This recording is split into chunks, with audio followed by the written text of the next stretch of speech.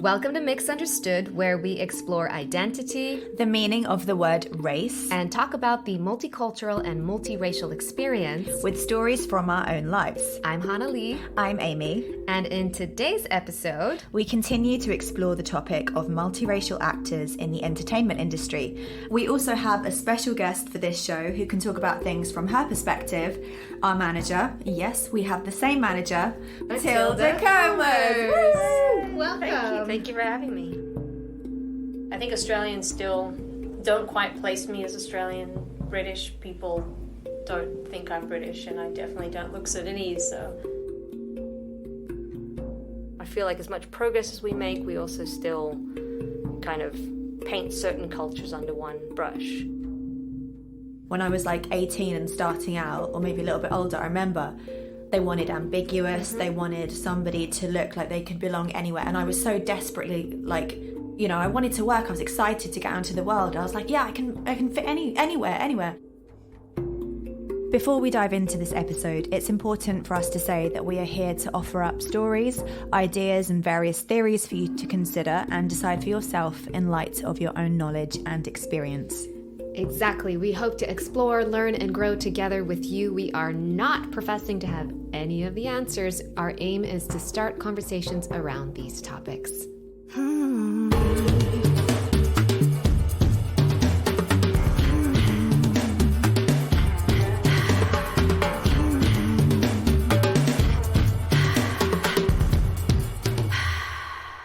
So a little bit about Matilda. She started out as a promotions and digital editor at Universal Music Group Australia. After that, she was the marketing director of Australians in Film, where she ran the Heath Ledger Scholarship and various other scholarships. She then got into producing and, among other things, co-produced with Australians in Film the LA version of the AFI ACTA Awards show, which is the Australian Academy of Cinema and Television Arts, basically the Australian Oscars. And in 2016, she founded the talent management and production company Fictitious alongside partner Will Howarth. Fun facts about Matilda. So you've lived in 5 cities and 3 countries. You almost became a nun. More about that later. And you're a vegan with the exception of the fact that you love cheese. It's not that great for you. It's not something we should be eating in large quantities, but it is absolutely delicious. So I'm not that much of a cheese lover. I wish I could swap with you. Yeah, I don't know, but when it comes to Christmas, I will indulge in camembert and French bread. Oh, nice. Do you do that? What is that? I'll make it for you, don't worry. Okay, all right. When I met you, Matilda, I was so excited because, not only do you share a birthday with my husband, which was pretty cool, and that was also the day we had our first meeting. Was on your birthday. It was? Yeah. See, that's how much of a workaholic I am. I don't have a birthday. Yeah, you are a workaholic. One thing that I tell people is that my manager is accessible 24/7. Yes. It's terrible. Yes, to the chagrin of my husband. Yes. Globally. I will keep LA time no matter what country I'm in. Yes. It's insane. We also had the nun thing in common because my mom was going to be a nun, which was very exciting when I found that out about you. First other nun story, which we will get into later. And then, but the thing that excited me most was that, I would get to work with someone that gets me and understands my complicated backstory and what I bring to the table as an actor and a performer, and to work with someone that wasn't just going to look at me like a product or someone to be put in a box, but that you were excited about me bringing all of my sides to the table. And I met you through Hannah Lee, and she used to honestly tell me how amazing her manager was. I love Matilda, I love my manager. I was like, I need to meet this woman. And she kindly introduced me to you, and I remember talking to you on the phone the first time. We probably talked for about an hour. And you were also one of the first people that I told I was pregnant. Oh, wow. Yeah. What an honor. Because I felt that comfortable to be able to tell you. Because I also felt like you not only understood me from an industry, businessy point of view, but also just personally had a lot in common, living in different countries, working in the industry in different countries, as well as I think I was going through my green card, applying for my green card at the time. And you had already been through those big life changes and married an American, which I had just done as well. So we had a lot to talk about. And I just immediately trusted you. I trusted that you got me as a person and as an actor. Yeah, I feel like you are just me 10 years ago, that's all. Really? Yeah, it's pretty crazy how similar our experiences are.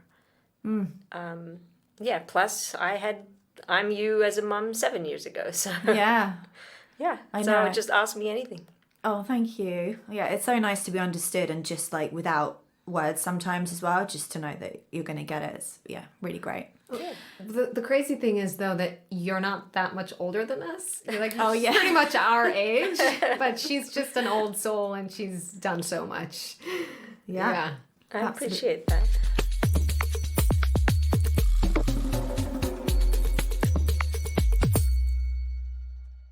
So let's go back to the start of the journey of Matilda.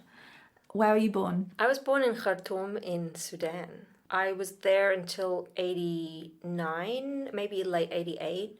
And that's just because a civil war had broken out and my family sort of lived in that for a few years, and then it got pretty bad and we left and we moved to the United Kingdom. So, was your family originally from there? So I was born there, my parents were born there, my grandparents were born there. We are as Sudanese as any American who is not indigenous is living in this country, you know? So like, you know, Sudanese people are African. Like I look more Arab than I do African, but I'm as Sudanese as they are because we go back many generations. And I think whoever had eventually moved to the Sudan, you know, 4 or 5 generations before had also been fleeing similar situations as we were doing, leaving in the late 80s. My son is the first to not have anything to flee, like Oh, wow. of generations of my family.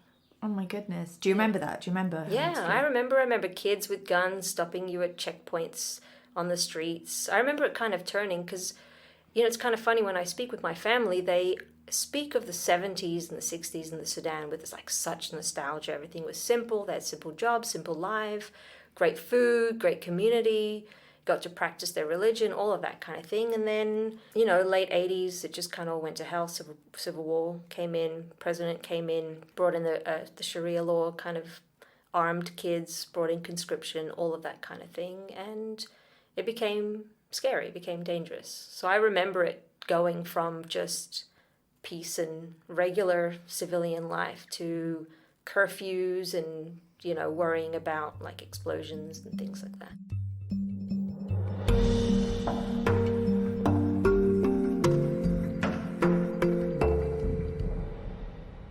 So I lived in the UK until 1994 Christmas.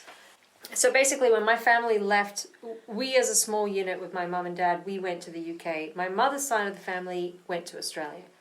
By the time we got to about 1994, my mum was missing her family. So she asked if we could move to Australia. So we moved to Australia. I was in 7th grade. I was turning 13. And then I lived there until I was 28 when I moved to the US. Did you manage to fit in when you moved to Australia? I was initially definitely an outsider because I had a very strong British accent. So to everyone, I was just British. And then I would say somewhere towards the end of my high school life, my accent changed and became mostly Australian. I think Australians still don't quite place me as Australian. British people don't think I'm British, and I definitely don't look Sudanese, so...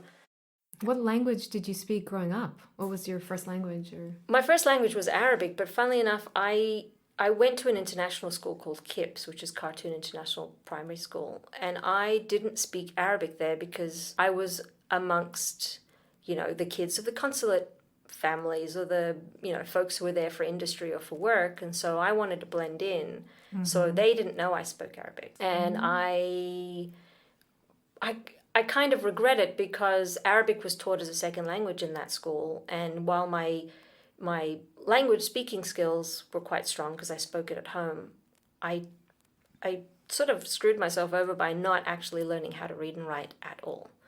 And that's because I was rebelling against that because I was amongst people who were foreigners, and I wanted to be a foreigner too. You know, that's whatever, that's a 6-year-old's mentality. So I regret that now as an older person, that I can't read and write, and also that I haven't passed on any of those language skills to my son.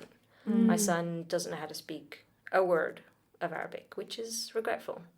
Yeah, I feel that way about Japanese, that, there was no interest in Japanese growing up. Right. And I just kind of put that to the side and wanted to blend in and wanted to speak Hebrew very well. And Japanese was like embarrassing because it was so foreign. And and now I regret it, of course. Now I'm thinking, God, it would have been... Did you have the opportunity to learn and speak Japanese in Israel?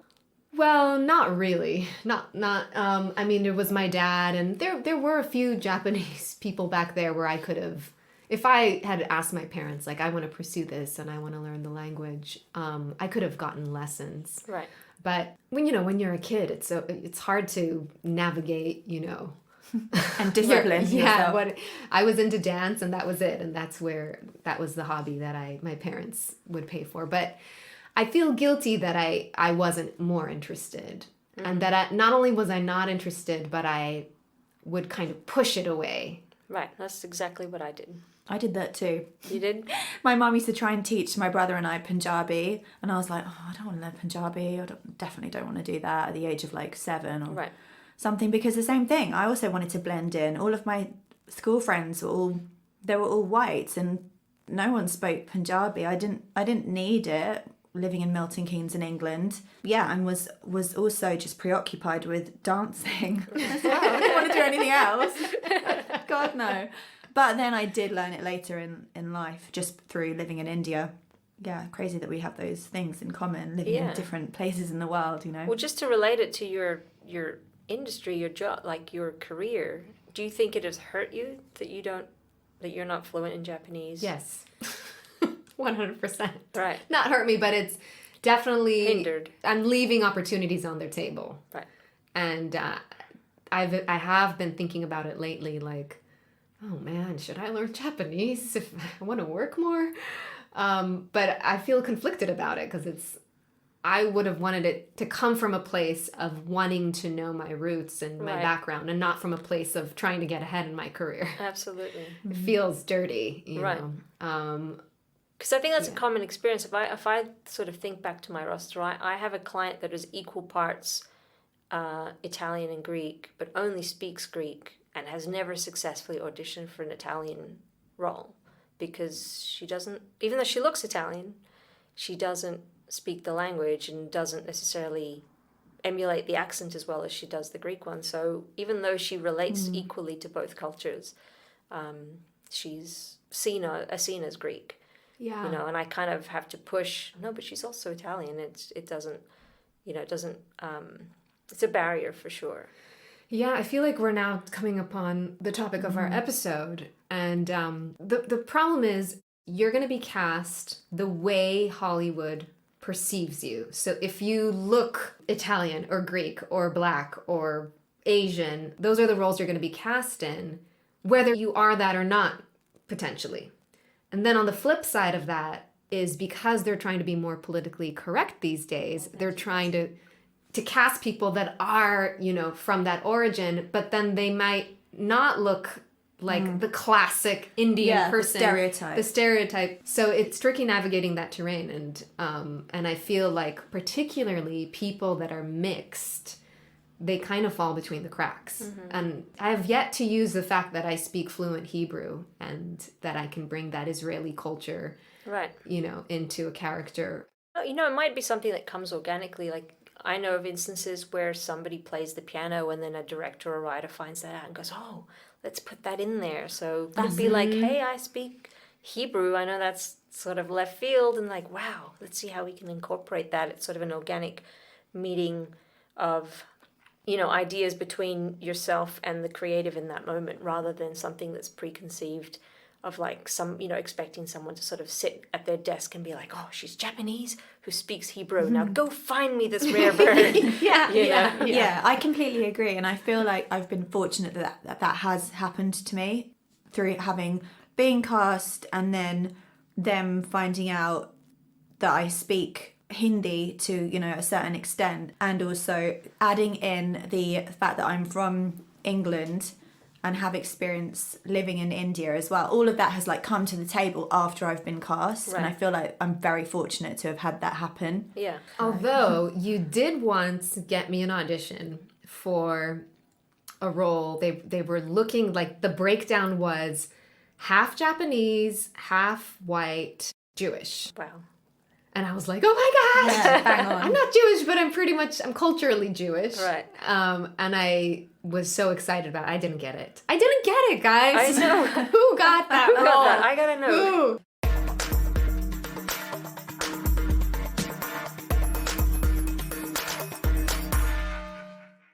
So you weren't speaking Arabic. How did people perceive you growing up? I think because I'm sort of a little bit ambiguous, I can kind of pass for Greek or Italian or some sort of Mediterranean person that I think they just didn't necessarily place me. I don't necessarily look like an Arabic person does or an Arabic speaker. That's the strange thing about, you know, sort of when I see a breakdown and it says, you know, Arab people come in so many different cultures, and we don't necessarily eat the same food or talk in the same accent or even use the same words.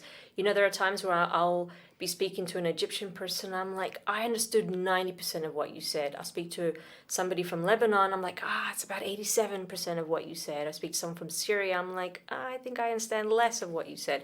And we don't necessarily, even within food, we call them different things or whatever. So when I see a breakdown, it's just sort of want them to be some sort of Arabic speaker, and it kind of doesn't necessarily matter. It doesn't really matter where they're from. I feel like that's, you know, as much progress as we're making, we also still sometimes lump people in together. Like an Arab is an Arab is an Arab. Like, no, they're not. Yeah. And I don't necessarily identify as Arab either. Like, I love a lot of the foods, but I speak mostly a Sudanese version of the language, which is not spoken anywhere else. So when I want to speak or make myself understood with other Arab speakers, I have to adapt to how they are speaking, because they don't use hardly any of the same sort of vernacular that I would organically be using. So it's kind of like, it's interesting, like, you know, I feel like as much progress as we make, we also still kind of paint certain cultures under one brush. Yeah. And, you know, I think maybe in the last few years we're differentiating specifically amongst Asian cultures. Like, you wouldn't necessarily be hiring now a Japanese person to pretend to be Chinese. They're quite specific. Mm-hmm. But if you're hiring somebody from Syria, it doesn't really matter if they're Egyptian or Jordanian or wherever, as long as they have some sort of olive skin, we can throw them in there, and it doesn't even matter if their accent is wrong. You know, it's like we're make progress in one place and then not necessarily in another. Mm-hmm. Yeah, it's like as you're making progress, it is also revealing how faulty and destructive the system is. Right. To begin with. Right.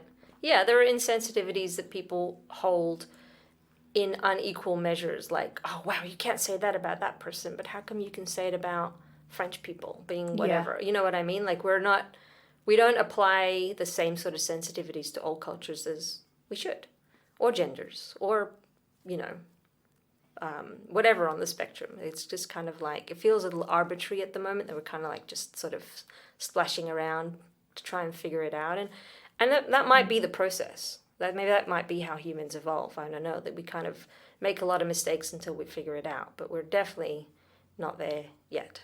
Do you see that, or what do you feel can help break the ideas that people have of stereotypes when it comes to the casting process?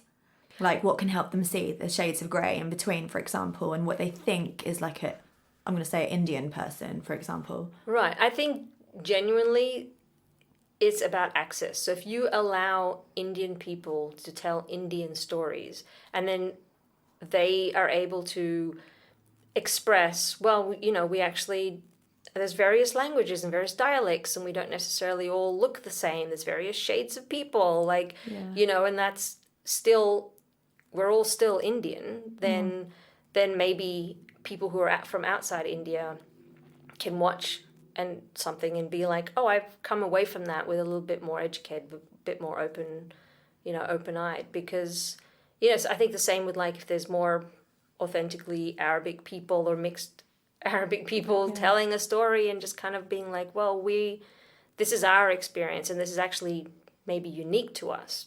Whatever happens in Jordan doesn't necessarily happen, less than 5 miles across in another, in Syria or in Israel. Like our experiences are all really different. So I would just say just access, like allowing people to tell their stories. And then that also comes from the top, because like how are you going to tell the story without money? You can't just be like, well, I'm an Arab storyteller, so I'm going to go make a movie. Somebody has to trust in you to give you access to funds and believe in your abilities and that kind of thing, and not negate you just because you are not white or female or whatnot, which I think is the real problem right now, is that, we don't necessarily have enough people of varying backgrounds telling stories, and at how would you say this, like at a global scale. Like it's all like little stories that don't necessarily like, oh, you make this really great film and it plays at a festival and I'm never going to see that. Like unless you make this marketing dollars that put it in front of me, I'm not going to know it exists. So like we can do all this sort of like lip service in terms of like giving people opportunities to tell their story, but unless you actually go all the way and market it globally, and we're never going to take on those projects, I guess, and absolutely. them. Progress is being made. The biggest progress we've seen, let's say over the past decade, has been that we're seeing females coming in, like at the female writers, female directors, female producers. So that I think was like the first step, and then the next step was bringing in more diversity to the cast. Oh yeah, absolutely. I think this is the interesting thing. I'll sort of relate it back to something I learned at university, which has stuck with me because it seems to be like the most truest thing that I learned, which was men are given an opportunity to fail and they're given a second chance. Whereas I think women, if there's a barrier to you in the first place, and then you were not given the mentorship or the ability to sort of fail upwards like men are, you're never going to quite reach the same level because you haven't had as much experience behind the camera or had your work critiqued in the same way that men do, with sort of more leniency, let's call it. And so then I think when you have more women in positions of power or more women as tastemakers, and we are able to give that feedback instead of being like, this isn't perfect right away, go away. Whereas I think in the past, it's sort of like the white male kind of experience that we were sort of in, and I was oblivious to it, by the way. I wasn't waking up every day being like, I'm under the thumb of the white male. Like I didn't. I was clueless to it until other voices started coming out being like, well, how come you don't see as many female directors? Did you know that there's only one female director that was nominated for this award, but in a sea of 25? Like, no, I didn't know. So it's kind of like shining a light on it, and then giving an opportunity for people to make mistakes and grow in the same way. Like, I think we coddle boys into... And then, of course, some of them are going to get better. They've had more time at it. They've had, people throwing money at them or giving them advice, giving them a mentorship, giving them just time. So... What is it like for you as a manager, managing, people like us who are biracial or, Well, I think it's evolved, right? Because when I first started Fictitious in 2016, I almost did a sort of a little study of this in my email last night in preparation. I just wanted to type in the word ambiguous into my email to see how often it came up, not just in breakdowns, but also in people who would write to me out of the blue, just find me on IMDb and being like, hey, I'm an ambiguous actor who's just moved to LA. And that was how they would sell themselves. Like, I can fit anywhere. Compare that to the emails I get now, which is, I am a female, non-binary, blah, blah, and they list all the things that they're finally able to admit that they are, whereas before it was like, I need to be as bland as possible, and I'm a blank slate, and you put me into wherever you want me to be, and I will show up on time. Whereas I think that's the biggest evolution, is now like people are like boldly claiming the thing that they were denying of themselves all those years. Yeah, firstly, I totally remember when I was like 18 and starting out, or maybe a little bit older, I remember they wanted ambiguous. They wanted somebody to look like they could belong anywhere. And I was so desperately like, you know, I wanted to work. I was excited to get out into the world. I was like, yeah, I can fit anywhere. And I remember being in girl bands and, you know, kind of fitting that brief, or we don't quite know where she is, but I mean, where she's from, but whatever, it fitted me with these two other girls, and it was a very sort of manufactured thing. And now, yes, it is completely different to that. But I also feel like this is a very significant step to the movement, hopefully, of us eventually maybe not having to label ourselves. Right. You know, like for me and for, I guess, a lot of people, that is where we're trying to reach. I think there'll always be some nuances though, right? So I distinctly remember, you know, I'm going to say about 4 years ago, advising a bunch of clients that claimed that they could play Indigenous roles, to take that off their actors' access and their biographies, their resumes, because the Indigenous community had spoken up, because they had a barrier to like, well, you very rarely tell our stories, and then when you do, you don't cast us authentically in it. The certain communities told us this is no longer acceptable. And then I can't, you know, be like, well, I have somebody who just looks just like you, so I think she should. So I feel like in my role is just kind of to listen and kind of evolve and learn. And then maybe at some point in the future, like, we will change again. Maybe because there are so many Indigenous stories being told, maybe they don't all need to. I don't know. I'm learning too, so I can't say how my opinion on it actually changes sometimes, you know. I don't think where we are today is going to be where we are in 4 or 5 years, or where we will ultimately end up long after we're out of this industry. What does it say in terms of what they want? I don't know how to say this without sounding maybe crass, like, you know, looks-wise. Even though a breakdown can't necessarily say, a casting director can't necessarily say, where is your client from? Like, what they're not allowed to specifically ask, like, she's definitely Japanese, right? Like, yeah. But they find ways to finesse and get the response because, you know, especially if it's a Japanese director and they authentically want to cast somebody Japanese. I heard that Shonda Rhimes specifically writes, you know, stories, and she'll leave the character like open to interpretation. Mm-hmm. She won't give them like last names that are known to be a part of a certain culture, so that when they're doing the casting, they won't necessarily look to be like, oh, this is definitely supposed to be played by a white or a black person. She gives them a detailed character, a full-fleshed character, and see, that's rare. Out. Yeah, isn't that amazing? That is incredible and very rare. You know, it's kind of funny. I have one strong memory of battling a client who turned down an audition because the character name, it was all ethnicities, but the character name was something like Lopez. And he's like, oh no, they're definitely looking for somebody who's Latino. I should not audition for this because he took on the role of like, I'm taking a role from somebody else and I have to be, you know, at my own expense kind of thing. And I was like, well, if you book it, it doesn't become Lopez anymore, it becomes something else. And I actually couldn't convince him even do the audition because he was like, well, the creator really wanted someone of color, specifically Latino here, so I have to bow out of this. So. Wow. Was he mixed? No, he was a white guy. I can see his what he's trying to do, and I can respect that, and I can also see your side of like, I think we have to remain sort of flexible and malleable as we navigate each situation. Right. And I can see how he's like, well, I don't want to take an opportunity away from someone who is maybe not getting a lot of opportunities right now. Yeah, but let's put it this way though: if the role ultimately went to a different white guy and they named him Johnson, like, did you know? Yeah. If the role was, because you know, for example, you read scripts all the time, the names are mostly flexible. Or they're code names. Yeah, well. A lot of times, you know, it also depends. Well, what is it? Is it a short? Is it a feature? Is this a one-line role? Is this the lead? You know, I think if it's the lead, it is more important if obviously that's the vision. But if it's a smaller role, if you're just the person like giving the lead a cup of coffee, right?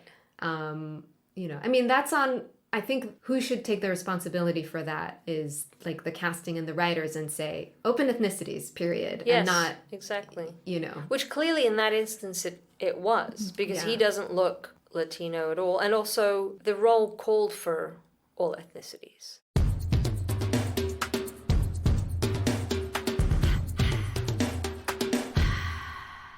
I remember, not to be like, oh, I auditioned for a Shonda Rhimes thing, but once I did, and it was great because it wasn't specifically said that she was mixed, right? It wasn't specifically said that she was Indian and also white, but it was just within the writing that appeared, that revealed itself. And yeah, it's so exciting when you do get to play those characters, which I think is another thing that we've been discussing in preparation for this episode. Yeah, when you do get to bring, I guess, your own personal experience to a role.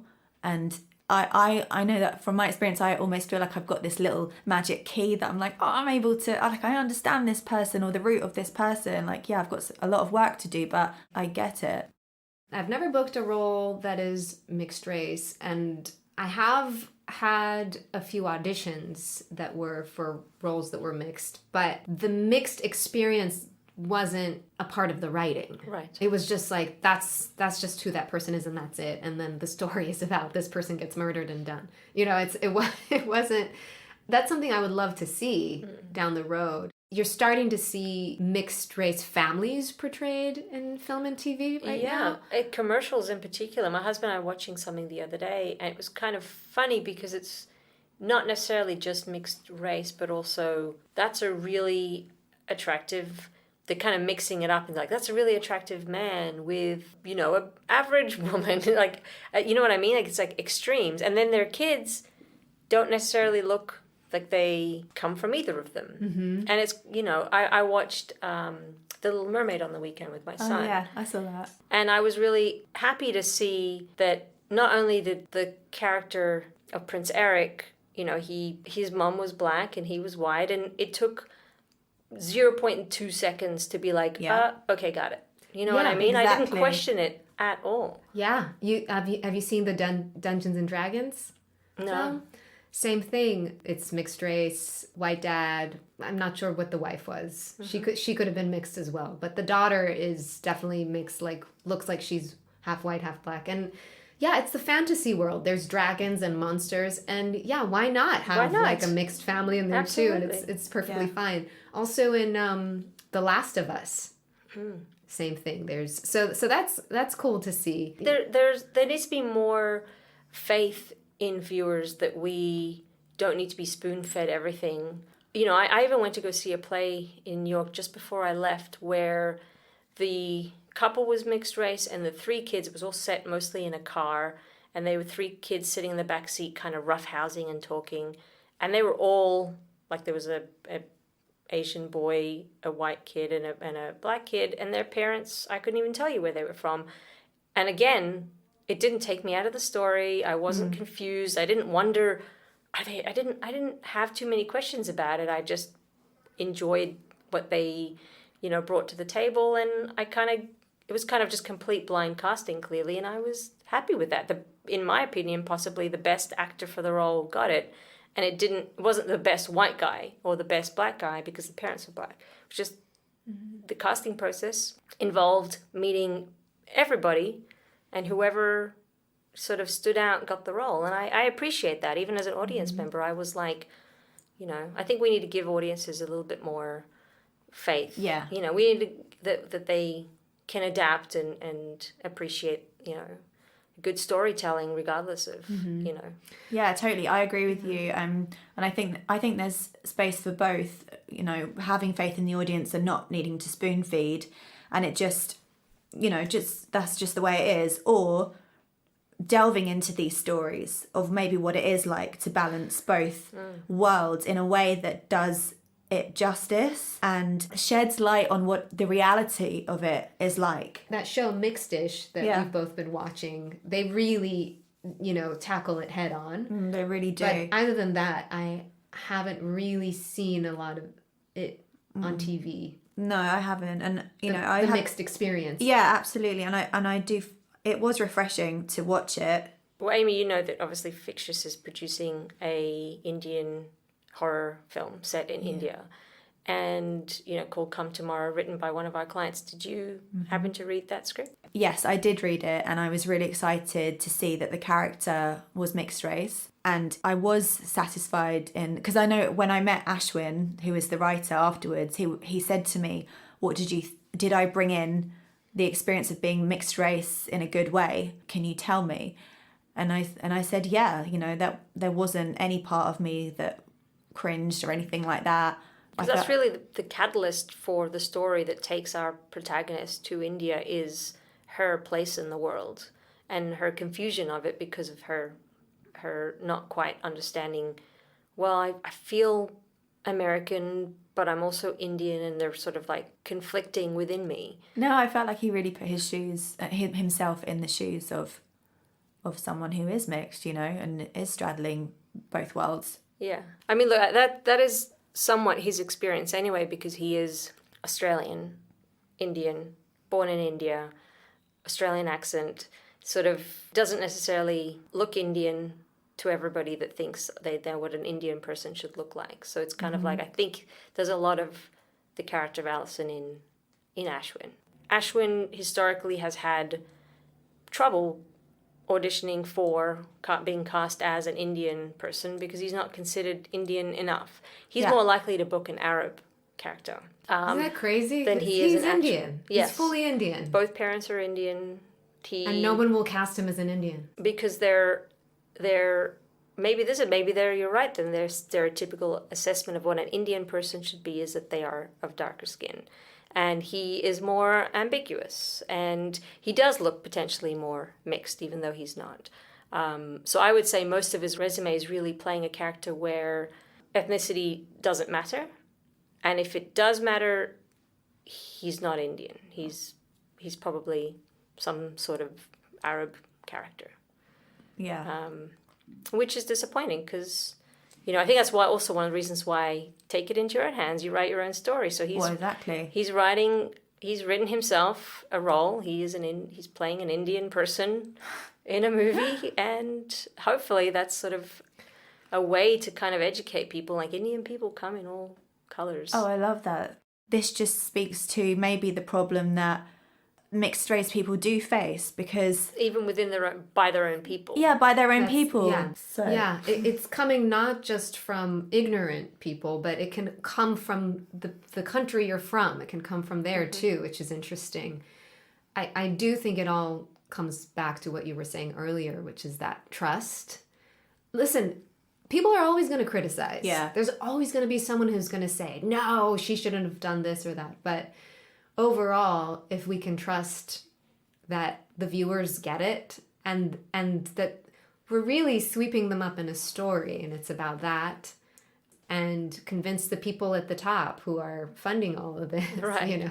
Because I don't think necessarily it's a filmmaker's responsibility to placate somebody with a prejudice, because if I don't want to see a mixed race couple on screen, or I don't think this white girl would date that black guy, then how dare you put it on screen? Well, isn't that the whole point of stories, is to take you beyond the world you know and expose you to other worlds out there, to be able to step into the shoes of someone else and see how life looks like from their perspective. And also, they have enough content anyway that satisfies their perspective. Like, it's not like all storytelling at all times is incredibly diverse and, forward thinking and all. If you have bigoted views, or you're not quite ready to accept a mixed race couple or a mixed or LGBT love story, there's so much content that you can just ignore the other stuff and just watch the millions of other knock yourself out. Very well made, brilliant stories that do satisfy your worldview. Yeah, like watch anything before 2010. Yeah, go for it. Yeah. There's a lot of content out there. I think there's enough for all of us. We don't need to acquiesce to anyone's one worldview. Yeah. So we're kind of coming to an end here, but I have to say, I'm itching to hear about this nun situation. Oh, yeah. Let's go back to that. Very important. We got to know what happened, because you're not a nun. I'm not a nun. And between the age of like, I'm going to say 6, maybe 5, until I was 17, I thought I could be. I was raised in a very religious, not religious in sort of like what you would think American religious family is, just a sort of a very standard Catholic family. And my father had a little bit of influence in the Sudan in terms of he was quite an industrious person, factories, and employed a lot of people. So he had, sort of access to things outside of the norm, let's say. So when Mother Teresa came to the Sudan and sort of wanted, I believe it was like an audience with the president or with someone higher up to sort of say, hey, can we talk a little bit about like what's happening out here from a humanitarian perspective? I think the story is that she went to the bishop in the Sudan of our church, and he sort of said, go speak to my father and let's see if we could kind of figure out a way for you to have an audience with the people you want to speak to, so you could sort of because the Sudan was obviously devolving in a place of war, look after people. So Mother Teresa came over to our home. Stop right there. Can you just say that one more time? The last line? That Mother Teresa came to our home? Yeah. Mother Teresa came to your home. Yes. And my really distinct memory was one really because my dad mostly like cannibalized her time. But because, I was a little kid. I was also oblivious to who she was or any of it. To me, it was just a nun. And we also have nuns in the family. So I was just kind of like, another nun. Just another Not nun. a sweet nun. Yeah. So she came into our home, and my one big memory is that she didn't want to sit in our living room. She said, I kind of, the formal living room, I just want to sit maybe at the foot of your bed. So she sat at the foot of my mum and dad's bed. Wow. And I sat next to her with my little legs not touching the floor, just kind of dangling. And she was telling me about herself and her work, and sort of said, when you're older, would you join our order in Calcutta? And I said, yes. So because I said that, I felt like I had to hold up to what 6-year-old Matilda had promised, because then I would have lied to Mother Teresa. So I held that in my head until I met a young man named Adam. And then all of my desires to be a nun left my head. And I realized, I just realized, I'll just be a good person. How about that? I don't necessarily need to be a nun. I will just do unto others what I want to do to me. And strangely, like I'm now atheist. Like I have no religion whatsoever. So it was kind of interesting that I went complete full circle on it. But I also think because if you grow up in a really strict Catholic family, or really maybe any religion, you either follow that or you rebel entirely. Yeah. And I rebelled entirely. And funnily enough, all of my cousins of my generation all voluntarily still go to church, and that's because their parents left it up to them. Like, we're going, get your shoes on if you're coming. And they were like, all right, we're coming. Whereas with my family, it was like, you must go. So it became homework, and then I rebelled against it. And then you married a Jewish guy. Then I married a Jewish guy. Yeah. Yeah, it's kind of, absolutely. I can't believe you met Mother Teresa first of all, and that she was lovely. Really, really lovely. Aww. Yeah, and thanks to my dad, she was wearing this miraculous medal, what is known as a miraculous medal, which is a little silver. It depicts Mary, and there's little stars above her. And she obviously wanted to thank my dad for his help. She sort of took it off her neck and put it on my dad, and that my dad sort of treasured that, and he made a replica of it and put the other one in a safe and wore the replica because he was like, that's the special one. Mm-hmm. So it was like a really sweet experience, like she was really lovely to me. She was very grateful to my family. I hope, she was able to achieve something. Obviously, Sudan is not it's not the safest of places. So what she was trying to do out there was really bold. So, it was a lovely experience. Hopefully she's not disappointed in me. I think we can both say that you are a good person. Yeah. And you're like an oasis for us in this desert of an industry. Yeah. Ultimately, I'm a people person. I always have been. I think that's why I I think that's why I'm doing this. Like, I genuinely like people. I want to be a part of your success, and I also want to grow with you. That's sort of my personality, and thankfully that matches with what a manager should be. That's I think that's important. And unfortunately, I don't think necessarily that everyone is always has this sort of unfettered access to the reps, because there's these barriers of and also sometimes I think people have way too many clients, or they don't necessarily click with all their clients. I genuinely only take on people who I think I'm going to be at your weddings, I'm going to know your kids, I'm going to be part of your life for as long as you'll have me. And that's Yeah, I'll just say one last thing about you. There was this evening where I met some other actors you rep, and every actor was like, "Oh, she makes you feel like you're her only child." oh And then I realized, all these other people feel the same way that I do. That's so cute. I don't know how you do that. That's another amazing quality. Yeah, Yeah. to make each person feel like they're the only person on your radar. Yeah. I think it's just because I genuinely like the people on my roster. I also care about fixtures. I want us to all grow together. So it doesn't serve me or you if this is an acrimonious relationship. Like, I want us all to be successful. I want us all to be working. Yeah.